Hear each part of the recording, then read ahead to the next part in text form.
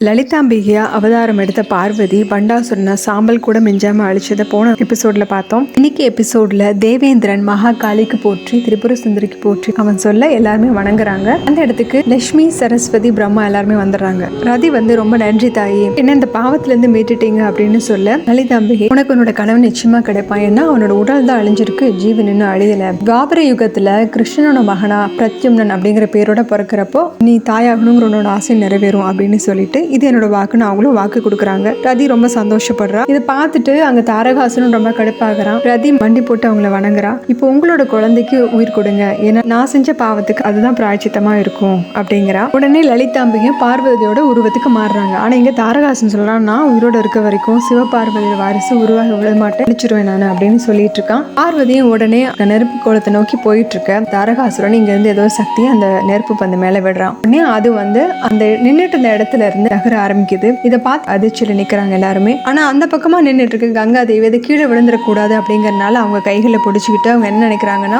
இது அசுரர்கள் திரும்ப அழிச்சிருவாங்க, அவங்ககிட்ட இருந்து அதை காப்பாற்றணும் அப்படின்ட்டு அவங்களும் அதை எடுத்துட்டு நகர்றாங்க. சிவன் பார்வதி ரெண்டு பேரும் திகைச்சு போய் பார்த்துட்டு இருக்க.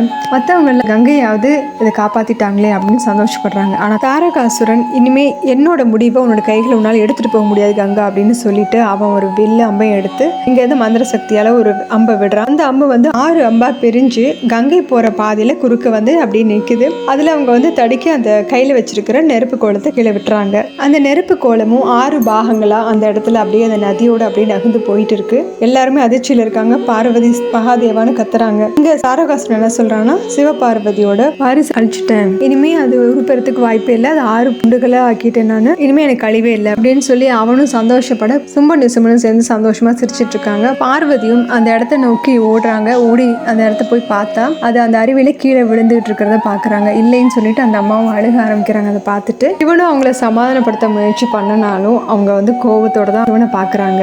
இப்போ அக்னி தேவன் அவனே நிக்கிறான், என்னை மன்னிச்சிருங்க அப்படின்னு சொல்லி நிக்கவும் அவங்களோட ஒட்டுமொத்த கோவமும் இப்ப அக்னி தேவன் மேல திரும்புது. இந்த அம்மாவுக்கு அவன் அங்க இருந்து அந்த குகையில இருந்து அந்த நெருப்பு கோலத்தை எடுத்துட்டு வந்ததெல்லாம் ஞாபகத்துக்கு வருது. இப்ப இருக்க சூழ்நிலையை உணர்ந்துட்டு சிவன் என்ன சொல்லாரு, நீங்க இங்க இருந்து போயிருங்க, இப்போ உங்களோட உதவி தேவைப்படல அப்படின்னாலும் அக்னி தேவன் சொல்றான், நெருப்பு கோலத்தினால முடிஞ்ச அளவுக்கு காப்பாற்ற முயற்சி பண்ணேன், ஆனா என்னாலேயே அதோட வெப்பத்தை தாங்க முடியல, என்னால் முடியாதனால தான் நான் கங்கை தேவிட்ட கொடுத்தேன், இந்த பவித்திரமான குகையில உங்களோட அனுமதி எல்லாம் நுழைஞ்சதுக்கு, நெருப்பு கோலத்தை எடுத்ததுக்கு என்ன மன்னிச்சிருங்க, ஒருவேளை நான் அதை எடுத்துட்டு வரலன்னா பண்டாசுரன் என்கிட்ட இருந்து அதை பறிச்சிருந்திருப்பான் அப்படின்னு சொல்ல, பார்வதி கோவமா, போதும் நிறுத்துங்க அக்னி தேவா அப்படின்னு சொல்லிட்டு, உங்களோட விளக்கம் மகாதேவரை வேணா சமாதானப்படுத்தலாம், அவர் தாயை சமாதானப்படுத்த முடியாது அப்படின்னு சொல்லிட்டு அவங்க பத்திரகாளியே மாறுறாங்க. எல்லாருமே பயத்துல பார்த்துட்டு இருக்காங்க. அக்னி தேவன் ரொம்ப பயந்து போய் பார்க்க, மகாகாளி அந்த நெருப்பு கோலம் மகாகாலன் மகாகாளியோட சக்தின்னு உனக்கு தெரியாதா, பண்டாசுரன் அதை எடுத்துட்டு போறதுக்கு காரணமே நீதான் அப்படின்னு சொல்ல, அக்னி தேவன் இல்ல, நான் தூய்மையான எண்ணத்தோட தான் நான் எடுத்துட்டு போக வந்தேன் அப்படின்னு சொல்ல, அதுக்கு பார்வை சொல்றாங்க,